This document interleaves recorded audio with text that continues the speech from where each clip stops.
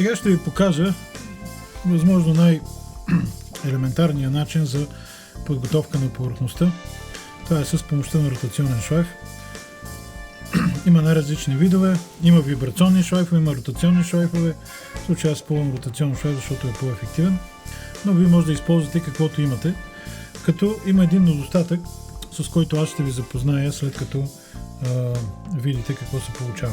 Сега целта е да премахнем накъртванията и да изравним максимално повърхността, за да може да изравним попивателната способност на порите на дървото, за да може байца да се поеме навсякъде еднакво.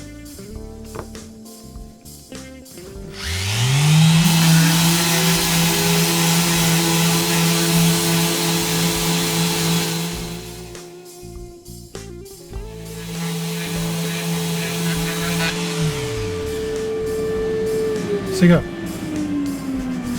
виждате, че в случая шкурката се понапълни. Не защото байца не напълва, защото видяхте, че на другата примерна дъщица, където минавах с тази шкурка, тя не се напълни въобще, защото тя е от смърч. Смърча не съдържа толкова смола и съответно не зацапва шкурката. Докато това е бял бор, белият бор е много смолист, дори преди малко като го изсушавах, смолата тук направо започна да излиза на повърхността и виждате как това зацапва шкурката.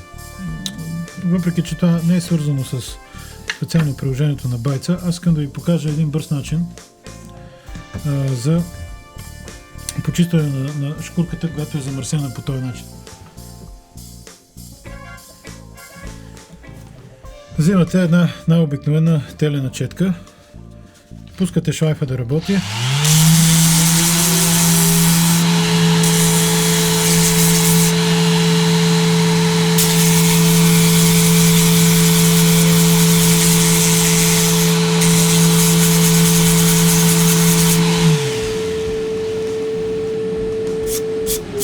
И виждате как за няколко секунди шкурката върна почти първоначалния си вид.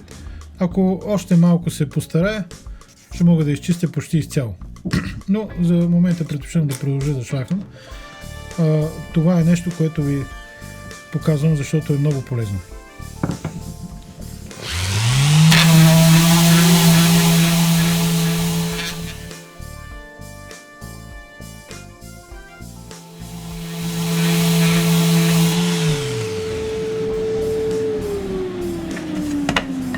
Сега, значи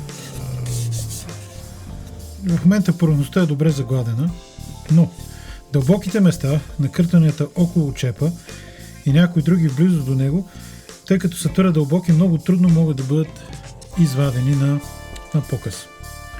Тоест могат да бъдат премахнати, защото то е в дълбочина изкъртено. Това, което аз искам да ви покажа, е как можете да използвате байца, за да попълните тези повърхности.